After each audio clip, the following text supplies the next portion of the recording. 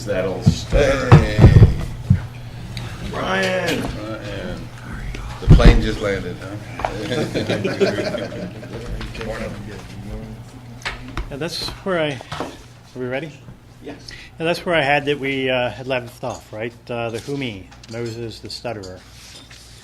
So Moses doesn't want to go, as most of us, he's has a comfortable life. We have the same experience, I think. And we have to realize that these same experiences, it's one of the reasons that we have to really be attentive to our lives, our spiritual lives, because we can be lulled into a false, I think, sense that once we start going out, right, we start responding to what God's calling us to. Satan is going to let us do that, but he's going to very quickly try to get us in a comfort place where, okay, we have the illusion that we've responded to him, to God. I mean, that we have, in a sense, responded to God.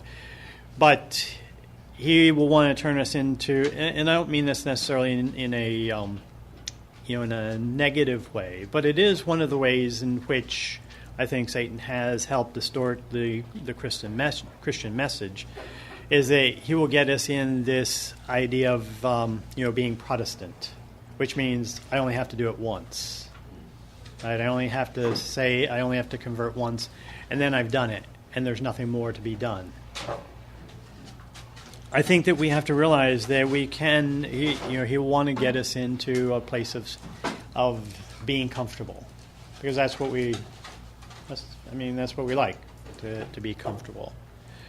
So Moses had not willingly, he had run off and left everything, and now he's developed himself a comfortable life in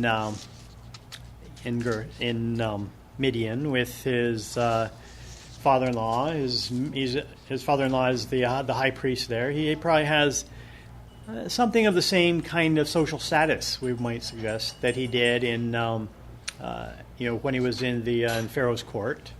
Right? He was Hebrew. They knew he was Hebrew, so he didn't have the same kind of status as everybody the Egyptians did. But he certainly had the higher status than the average Egyptian, being on the. Here he's also, in a sense, kind of a foreigner, but married to the daughter of the high priest. Not only is he comfortable, but it's not like he's being promised a raise or the position that he's being offered is one where he recognizes that it's perhaps nothing more than suffering that's going to come. First thing is that he realizes that he's going to be putting his life into danger, and in danger for those who really had already rejected him. Right? He had left there, a man without a people. He didn't. The Egyptians were trying to arrest him to execute him for murder, and the ones he was trying to protect had rejected him as well. And so he doesn't want to go back. He eventually is convinced. He's convinced through some signs. These signs are important. These are signs that they have. All of these signs have a twofold meaning. One of the meanings that we oftentimes, I think the first meaning is really obvious to us, and maybe that's the meaning that we will recognize but say there. The first meaning, of course, is one of authority. Right? If you can do a sign that is superhuman, right, is something that doesn't belong to the common order of things, then that suggests something about you. Here, if there are some, today we now know, and in the later times of Israel, it makes it much more clear that God has. That God is the source of all power. But there is also another source of superhuman power that isn't quite clear, I would say, to Israel at this time. It's also not true. It's not really clear among the pagans, the Gentiles, about what the sources of superhuman power are, because for them they have all of the gods. In the ancient Near East, we have to realize that there's a hierarchy of gods, and each different. I think we mentioned it very briefly before, but every nation, everybody believes. All the ancient Near East believes in El. Right? El is the high god, and Israel will call him Elohim to distinguish him as the one true creator God. But then below that, you have like creator gods. You have the very high gods, right? You have then a lower level below that, the gods of all of these major powers in the world. Then you have gods below that really are gods that are kind of over countries, right? National kinds of gods. You can have craft gods that are that are the ones responsible for everything that comes about, and then you have kind of the lower gods. The lower gods that all of these gods in this hierarchy report, if you will, or are subordinate to the next higher level of gods, but they all have to be served. They're not in the sense, even the El has to be served. It's not just because, right, that's the order of things and the way they should be, but they need it. They need the lower levels, and they need men who are the lowest level to serve them. Question. Yes. Is there anything to be learned by their belief in this level of gods and stuff? I think so. Could it be a misunderstanding of angels? I would say so. Mm-hmm. I think the idea of the hierarchy of angels, which we see in Judaism, that it's certainly not as fleshed out as it is when we see in the New Testament with when St. Paul talks about the principalities, powers. But yeah, they were called, in the Old Testament, they're called the sons of God, which is a term that actually the Gentiles use, but Israel is talking about the angels as the sons of God in this sense that they are created by the uncreated God. I think that we can see a very close correspondence. I think if we look at this, one of the things that I would recommend, if you haven't read it, the book Everlasting Man by G.K. Chesterton.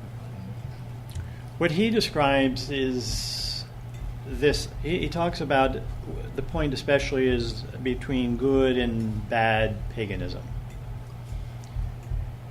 You see, it's not always, the early church did not reject paganism as paganism.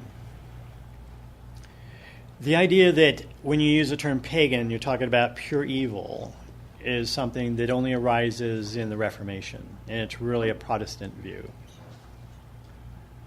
The scandal that Christmas may have been, a pagan, may have been baptized as a pagan festival is only a scandal to Protestants. Historically, that's not credible that it is, but it wouldn't matter whether it would be or not. Historically, the evidence is much greater that the 25th of December was celebrated in a good percentage of early Christianity as the nativity. But in any case, the point is that the good paganism recognizes that God's the only one that creates, and He creates good, and He creates man for Himself, and He creates man in His image, and even after the fall, we're still in the image of God. Remember our little, image, our little picturing of this. We're still in the image, even if we've lost the likeness. We're not radically corrupt, but our ability, our minds are darkened by sin. We are wounded by concupiscence. But paganism seeks after God they just can become more and more distorted by it. One of the points that Chesterton makes about paganism, he says, good paganism is innocent paganism. It is a society that, when it first starts to form, it is much more innocent, he says, because it has no illusion of its self-sufficiency. It has this sense that it has to serve God, the gods, but really in a sense that they need it, they're capricious, right? And they have to pacify, in a sense, the gods. But he says that as a society, a pagan society becomes more and more mature, it becomes more and more bad paganism. And this is really because of the sense of self-sufficiency. The more organized and more developed a society can become that orders itself to the truth, Satan can use that and does use that against us. And I think that we're seeing that in our society too, that has become neo-paganism. The more technology, the more techne, the more ability we have of controlling the world, the less of the sense that we have that we can't control the world, that we can't control ourselves. We can be given the sense, the illusion of self-sufficiency. We can be self-sufficiency not just in being able to take care of ourselves, but that can be pushed further and further. And before we know it, we can be, even if we have we initially start with a very sincere faith, we can develop to the point of Pelagianism, which is, remember, this idea that we can save ourselves. And once we fall into that, even if not theoretically, but practically, the practical is where he will be satisfied. Because once we practically fall into... So the distinction I mean is that we would say, no, we can't save ourselves. That's stupid. Right? I would never do that. Theoretically, but practically we act as though we can. Practically, we continue to try to save ourselves. What that gets us to is, right, first of all, disillusionment, because it very quickly becomes apparent that we can't. And then that, if we don't wake up from that, then it can lead to despair, and then it can lead to giving up, which is a very, very short step. It's a very short step from one to the next. So God will always work with us wherever we are, and will protect us as soon as we're willing to allow Him to do it. I think some of that is really what we have going on with Moses as well. We have in this pagan area that there's some truth to what the pagans are doing as far as trying to worship God, but there's also some error, and we're seeing, I think, at this period of time, at least according to the rabbis and the early church fathers, they would say that the paganism that will be in Egypt is going to be a paganism that is very developed, very advanced, and so very evil paganism. And this sense of self-sufficiency, becomes one in Egypt, such that they actually think they have it figured out because they are such an advanced society. They really think that they are, they're Pelagian now. And this is really the mark of paganism anyway, is that as it develops more and more, it's an idea of controlling the gods to do our will, rather than serving them. When it's the idea of serving the gods, even if it's a mistaken view of serving angels or lesser gods, it's still a sense of subordination and in following in the order of things. But when it's an idea that we can use power to control them, it becomes Pelagian. And what is being seen in Egypt is the ability for the superhuman capacity. The superhuman capacity, if it's not being given by God or the gods as a out of, in their benevolence, out of serving them, if it's one of coercing it out of, if it's coercing them out of it, it really is this sense of, right, it's a sense of serving demons or trying to manipulate the demons. And the rabbis in the early church actually say that what we have to see in some of these signs that God is going to be sending Moses with is exactly this. This is what this is what you as Egypt and you as Israel, who have fallen right into cahoots or fallen under the spell of Egypt and the Egyptian gods, these are what you're doing. And this is the benefit that you think that you're getting out of it. But these signs are not just of the power that Moses is speaking the truth, but my power, is over their power, right? These signs, and especially the 10 signs that we'll talk about, are condemnations of the specific gods of Egypt. Ask a question. Yeah. So you're saying when the magicians went out and did their stuff, that was really, they were using demonic powers to do it, but it was certainly below what God could do. Right. Yes, and when Moses goes up against the Egyptians in these signs that Moses is being shown, it is like Moses is, right, okay, I can, my staff will become a serpent too, but it eats your servants, right? This is the God of power. There were antidotes to that particular God. It was a neutralization of their God. Yeah, showing where the real power was. Where the real God was. Right. So go ahead. modern day version of that would be like psychics, mediums, Ouija board, Curses, right? black and white Spells. magic. Yep. All of this is demonic paganism. And New Age. New Age is interesting. New Age wants to try to purify themselves of it. What New Age it's paganism, pure and simple, but it's an even more it's a paganism of cowardice, I would say, and this is what I mean by that.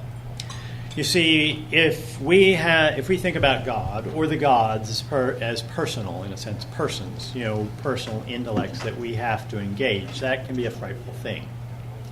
And in fact, if that is if they are these persons with all powerful over us, this demands for us at least a consideration of what does that mean for the way I have to behave.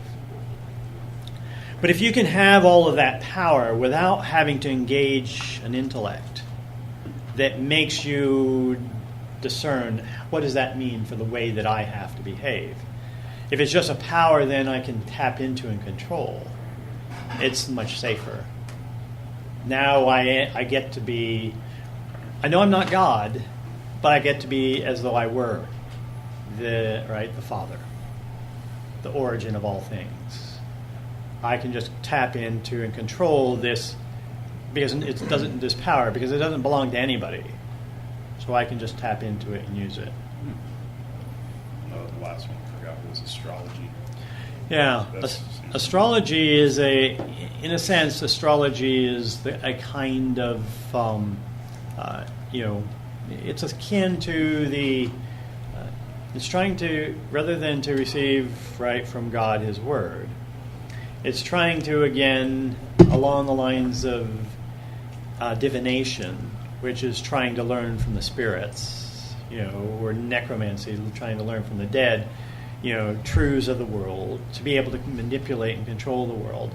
It's trying to learn from the stars, right, which were seen as the gods. Right? The stars were one of the levels of the gods. And so getting from their signs about what is up, what's about. It's just another way of trying to control the uncontrollable. It's a for Christians, it's a rejection of, or Christians or Jews or Muslims who might be involved with it, who do have some sense of God's providence. It's a rejection of God's providence. Is that what Moses did when he struck the rock twice? That's a good question. We'll get there, but Paul tells us what Moses did when he struck the rock twice implicitly. Because Moses said who the rock was. The rock was Christ. Right. Remember, Moses first spoke. First was God told him to strike it. Right? He told him to strike it. This is a type. This is a foreshadowing. Moses is crucifying Christ. This is the crucifixion that has to happen. After that, Moses is to just speak to the rock. Right? That's the liturgy. Christ dies once historically, and then that is made present. That event is made present in the liturgy. And so Moses is prefiguring this liturgy. But when Moses is kept from going into the Holy Land, is because after he's already struck the rock, and now all he has to do is speak it, he goes back and strikes Christ. He crucifies Christ again. This was the symbolism of what he did, which is basically the same as any mortal sin that we do. Right? We're crucifying Christ again when we commit mortal sin. We're attempting to do that.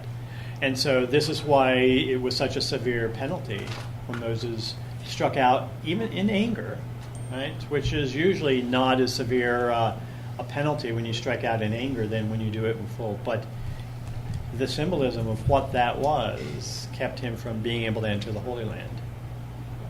Even though he had poured himself out for his people. He had said, curse me, condemn me instead of your people. Right? He had thrown himself into the breach, but still so it wasn't all of these things we see. There's more to it, and if we can see the typology of what it is that is happening, then it doesn't seem that it's not as arbitrary and capricious as it might first seem. And so when we don't understand something, that's a good point too, and it seems like God is being presented as capricious, then that should be a sign to us, okay, jot this down. I need to figure out what this is about. I just called it.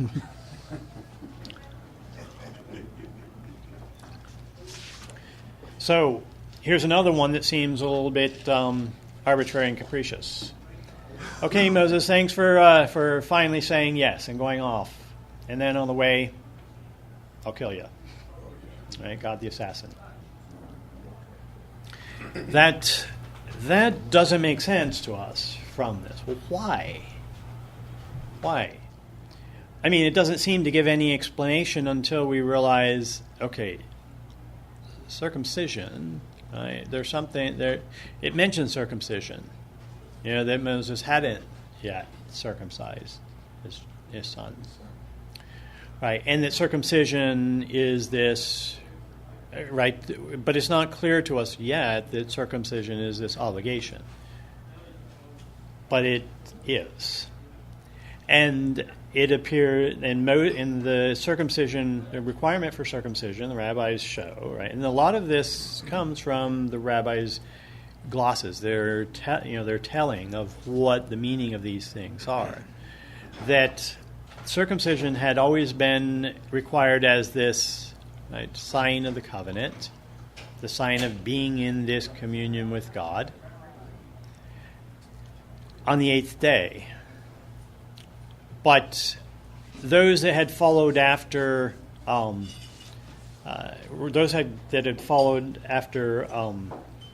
Ishmael, right, had gone to the 13th year when circumcision. Because Ishmael was 13 when Isaac was born. Right. And the covenant came into effect. Exactly. And so this distinction between the two, and so Moses was following the Midianites, when in Rome. But God was showing what this this phraseology too. We have to be very careful not to always take phraseology literally. Phraseology can have particular colloquial meanings to it. But because we're not aware of it, we aren't in the habit of trying to figure or even back up, say, well, maybe there is something colloquial phrase about this. Remember, we had talked about uncovering one's nakedness as a colloquialism. I mean, we speak colloquialisms all the time without thinking about it. And someone who is just learning the language, and you say something to them, and they look at you like, what? That doesn't make sense. And then you finally realize what you said, and you go, oh yeah, well, that doesn't make sense, does it? I don't really know why we say that, but I'm trying to think of an example. But the point is that we have these, and we don't even know their origin. Like the whole 9 yards. We use that, and we don't really know where that comes from, but we, just say it. Or something that apparently isn't very common that I used with my kids the other day, throwing the baby out with the bathwater. And they're going, what? Why would you throw the baby out? Well, yeah. So anyway, so I had to explain to him. I'm not sure exactly why that particular, But so this God trying to kill him, right? We have to be very careful. That certainly, the way that that Israel speaks about God and God's power. God is so powerful, right? And God is the author of all things that, right, whatever this was that came about, it was done by a positive willing of God, even though they recognize that that's not necessarily so. And so God trying to kill him, whatever the event was, it's not exactly clear what the event was. It's very clear that it was, it's obvious from the event here that Zipporah knew what Moses had done.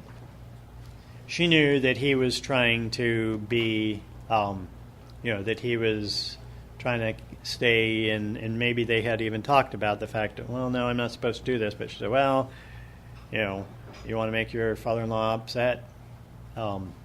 Anyway, this is all conjecture, I suppose, yeah. But it's warranted. I think it's warranted to fill in the blanks of why she knew that she was supposed to now take the foreskin of her son. And this is another probable euphemism, touching it to his feet. Right? The use of feet is oftentimes, not always, of course, but oftentimes touching it. It could have been, to Moses' genitals, right? Because genitals is a very common term for, the feet is a common euphemism for the genitals, which is basically showing, no, he is your son, who is a son of the covenant of the eighth, the circumcision of the eighth day. And that was the antidote to God wanting to kill him. Right. So this God trying to kill him. Well, Moses, are you choosing God or not God? Are you choosing the covenant or not the covenant? Because you're choosing not the covenant, that's not life. Right? You've put yourself outside of the covenant.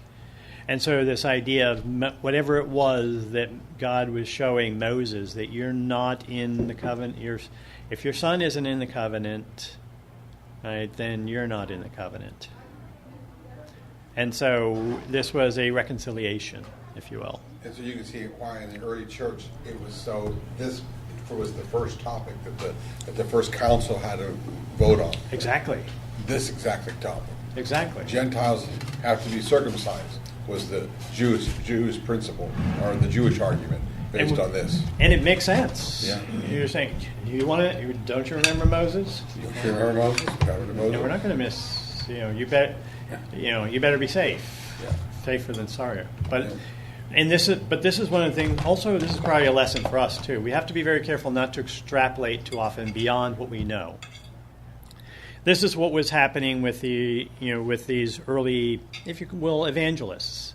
They were with we're talking about, Acts chapter 15 is what Jorge is referring to, and the Council of Jerusalem, where some Jews were telling Gentiles they had to be circumcised as well as baptized, because Christianity and baptism was simply the fulfillment of Judaism, and so for them that seemed to them the natural pathway. But Paul, who he was trained by rabbis, he was trained to be a rabbi. He had and he was actually given divine revelation directly from Jesus himself. He was a little bit more subtle. He realized, no, this is a fulfillment, but it's a fulfillment. Some things are going away and some things are being fulfilled. So we, as the, sage Clint Eastwood or Dirty Harry, would like to say, a man has to know his limitations, right? We need to be very careful about what we do know, of what the church teaches, and be patient and humble enough that, okay, a question gets asked, let me go back and make sure that I know the answer to this question because I haven't heard it before. I think it might be this because of these few things, but let me double check. Anyway, this was the problem of the early church, and this is really it's still a problem today. And to Peter standing up and saying, he spoke it, and the issue was closed. Yeah. Hush now. Hush. Right. Can you explain how, the 8-day circumcision and that fulfillment of the covenant, what all that means? Or the sign of the circumcision? Yes. And why the 8th day? Well, of course, circumcision comes to it basically, remember what Moses basically uses that same phrase for an uncircumcised tongue. This really is seen, the lack of being circumcised is taken because when circumcision is introduced as a sign of the covenant, it's not explicitly laid out that I'm aware of, with regard to the rabbis explaining why God showed that circumcision was required. But all of in the way that Moses uses, he stutters. He's a man of uncircumcised tongue. This is the implication that you're not clean, right? You're not ritually pure. That something has kept you outside of this this purity. So he is not able to speak. He doesn't think that he can speak to the people because of his stuttering. His tongue is uncircumcised. It hasn't been released. But it's also a sense of not being, righteous in the sense of being within the covenant, both simultaneously. I suspect it simply is this, because the covenant is about, the covenant passing on is primogeniture. It is being able to be, it is being able to have children. This is seen as a covenant blessing, and not being able to have children is a covenant curse. Conjecture of why circumcision, perhaps there could be some, connection drawn that, we do know, first of all, that, those that aren't circumcised men who aren't circumcised tend to have greater, they have infection problems, associated with being uncircumcised. It's less common today than it once was. But, if this could be seen further as a curse, and they realized that those that were circumcised didn't, right? So it wouldn't be a long step to think, well, okay, so we will be blessed. The circumcision, the foreskin can prevent, if you will, this this fruitfulness. It's mostly, I would say, it's mostly it's not looked at as a medical cause and effect in the way that we necessarily would be, but it would be as a cause and effect and associated with being in the covenant with God. Does that make sense? Spiritual significance. And the eighth day? Or why the 8th day versus the 13th? The 8th day, it's the significance of the 8th day, I suppose, if I were to guess. I don't know that this was the 7th day was the day of the covenant. And you would have thought that maybe the 7th day then would have been the day of the circumcision. But one could suspect that circumcision comes later than the initial covenant, at creation with Adam and Eve. And so this later covenant, which will be a covenant, the sign of the covenant will be a covenant renewal. These covenant renewals are headed towards the fullness of the covenant. The 8th day will be the Sabbath of the new covenant. So I think it's not unwarranted to suggest that the 8th day is this type. It's a type. It's showing that circumcision is a. You're right, so it's a foreshadowing of the cross, which means a foreshadowing of baptism. It's a type of baptism. Does that make sense? Mm-hmm. Yes, Pedro. I just can't help seeing the parallels between, Moses is in God's good graces, and then suddenly, God is now the assassin, and Peter with you're the rock, and then get behind me, Satan, for not being in line with the new covenant. Yes. And so Peter would have been there at the Last Supper when he said, "This is a new covenant." Mm-hmm. Going back to your point about Acts, where that's the old covenant, circumcision. Yeah. No, you're exactly right. And God doesn't change. I mean, for us, it seems very the way it's presented, but because God doesn't change, we're the ones that do. It's the way we experience things. So from our perspective, it does seem like, God the Father, God the assassin. It seems very dichotomous. But God is always the Father. But if you say no to his fatherhood, you're going to experience what is being outside the covenant. That is wrath. That's not love. It's not life. That's what our choices are. And more is given, more is expected. Moses had the experience of the burning bush. He was expected to toe the line.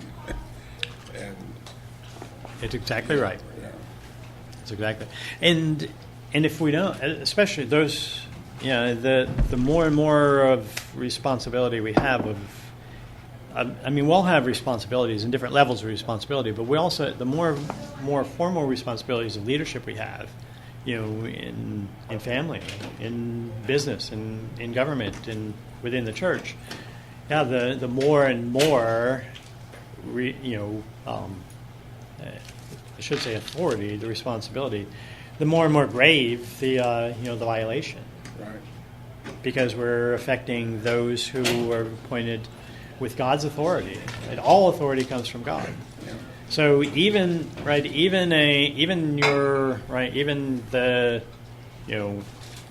secretary you have, or the two clerks you have, the authority you have over them is not just to get your work done. It's as stewards, right? It's stewards. It's for their integral good, and we have to recognize that. And to the degree we fall short of that, we will have much more to answer for than we will for falling short for ourselves. Yeah. So I'm not going to go to the Catholic Church. My boss is Catholic. Look how he acts. That's as well. Yeah. So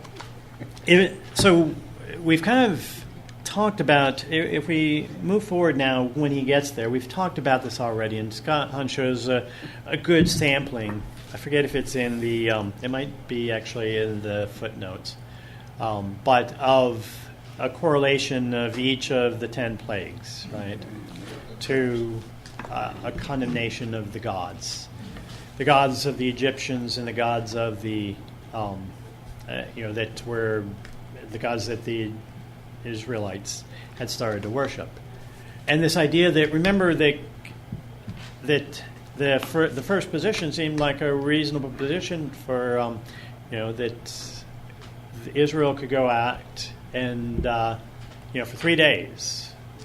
Only 3 days was the initial, God wasn't going to release Israel. He was going to teach Israel that they had to, in their sacrifices, say no to the gods of Egypt. And it was Pharaoh's intransigence who basically ended up losing these slaves. So what we're seeing from this already is that God wasn't wasn't first about releasing them from material, a physical bondage. It was releasing them from a spiritual bondage. He wanted to take them on an axe retreat. Yeah, it was a 3-day axe retreat. That's all he wanted. Well, no, this was before Acts. This was Curcio. Yeah, Curcio. This is, he wanted a 3-day Curcio. But it was just a retreat. Let him go for a retreat. It was. Okay, wake up. Open your eyes. Yeah. This is how far you've fallen. It's time to come back. This was what they were supposed to get, and they didn't.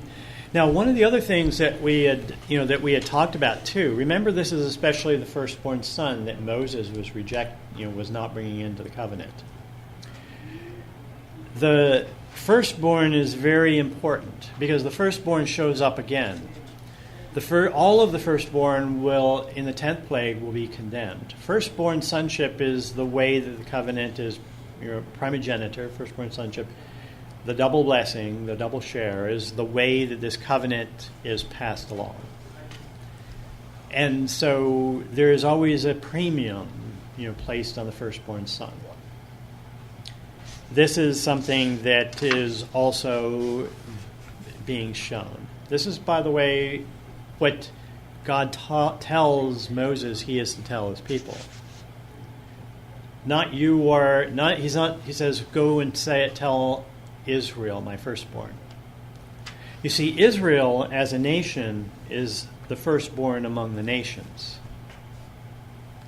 This is an implication already of what Scott Hahn's, little chart on the, where is it?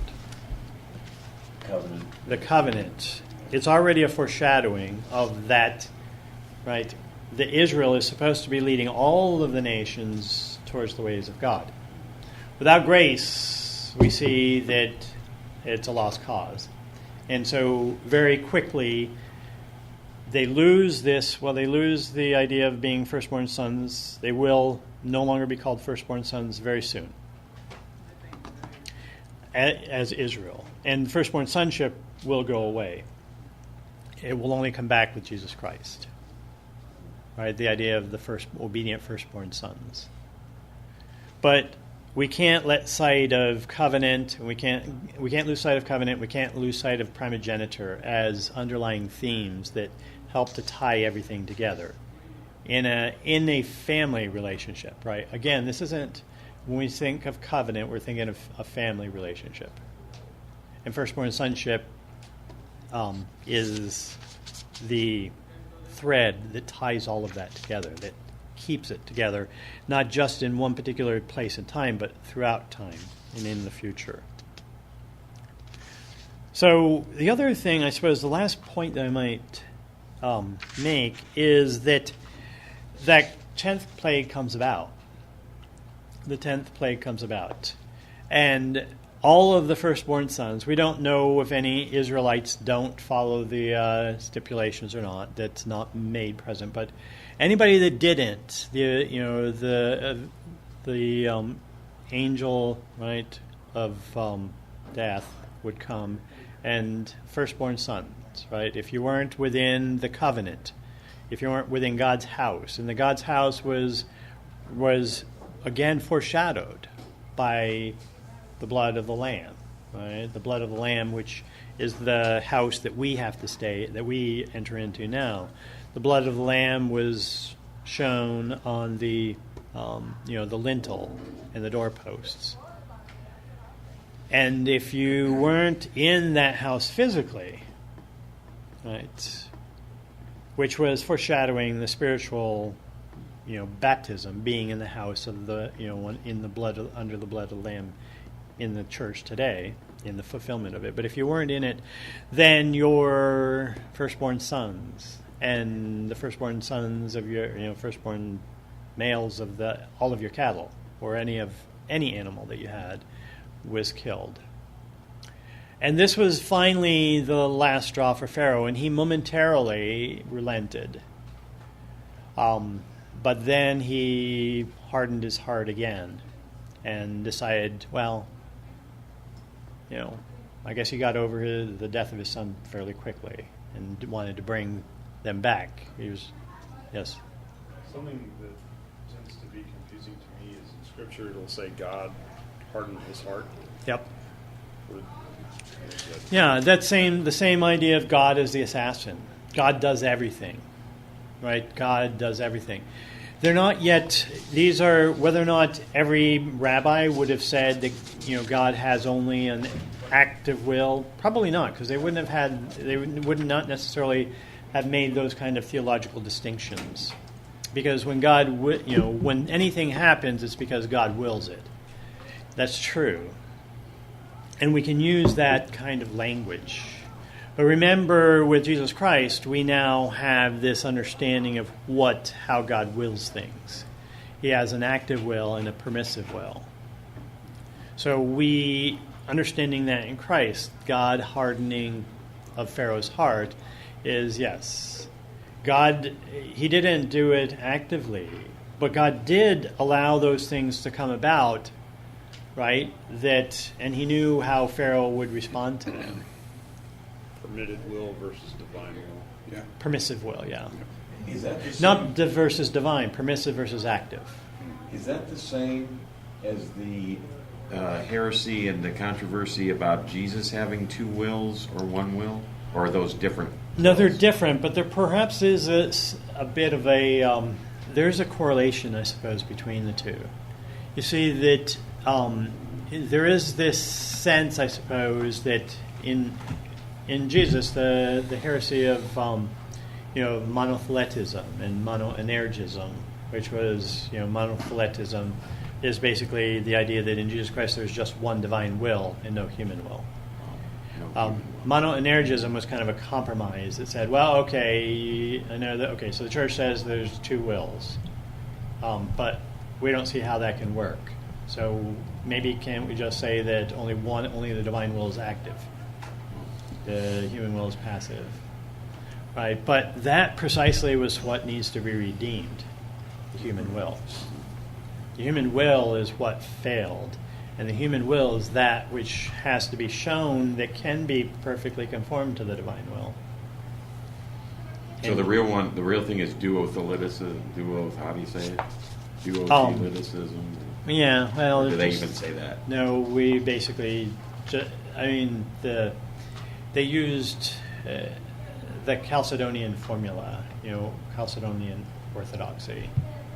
Chalcedon was in 451. It was the council that basically said that in Jesus Christ there is a fully human, fully divine nature, without change, without mixture, right, without division, without separation. Okay. I didn't mean to derail, but No, that's it good. just... Is that good? Permissive and Well, active one of the- or something to ponder. An interesting thing, while we're doing this, I'm reading Dennis Prager's commentary on Exodus. Uh-huh. And one of the things he points out is, and I think this comes from rabbis and maybe glosses or whatever, but that in some ways hardening his heart gave him freedom to do what he wanted to do, because if he gets hit with plague after plague, you can argue that took away his freedom, because he's going to say, of course, leave. I'm going to, even if he didn't want him to leave. So by hardening his heart, despite these horrible things happening, he was able to do what he wanted to do, which was, you stay here. So. The reason I wouldn't follow that is the biblical heart is the center of decision making, the center of the human person. The one thing God cannot and will not do, right? That's it, because if we understand the covenant is all about love. Love is only love if it's free. If it's free. That's to violate the interior freedom of the human person in any way is contrary to what it means to be God. Right. And so I think that the hardening of heart is, I think it could, I think what he's saying here, in a certain sense, it doesn't, Prager is trying to make the freedom, but he seems to be, in the way that I understand it, as almost contradicting freedom by giving freedom. He's right in trying to save and preserve freedom. But as far as the only thing that I think that God might do, right, and that he does do with us, if we are, if this is what is open, this is what's necessary. But it's not. It wouldn't be called the heart. It would mostly be called in Hebrew. It would be called the intestines. The intestines are the terms used for our emotions. Now, God can protect us from temptations of ideas that can give rise to emotions that, because of our weaknesses, we can't say no to. We don't have that self-mastery. So God will protect us from the stray thought or even the temptation of a thought when it's in accord, when he knows it's in accord with our freedom, to keep our emotions from going in a particular direction that we wouldn't otherwise want to go. But the biblical heart includes the emotions, right? It includes the the distinction, the heart. There's not a distinction between the head and the heart. There's a distinction between the heart and the intestines in the Bible. But the head and the intestines. The heart includes all of them together. But it's the center of freedom, which is the center of loving. So permissive will is simply saying that God has to have a permissive will by reason alone, because there could be no love without it. There could be no freedom. Right, because we could not have freedom if God didn't permit us to be able to choose him or not him. He has to be able to permit us to do those things. If there's no ability for him to permit us to say no, then there's no ability for us to say yes freely. Does that make sense? Mm-hmm. So I don't think that, did we come around to what, did you give an explanation for what we think the hardening of the heart meant? Yeah, I would say that I think that this is best understood as a euphemism for that, that God's will was done. That God's will was done in the way that it was, and that the Pharaoh carried it out. Right? Pharaoh carried it out. In a certain sense, he was an active agent in bringing about God's will, even though he wasn't a willing active agent. Does that make sense?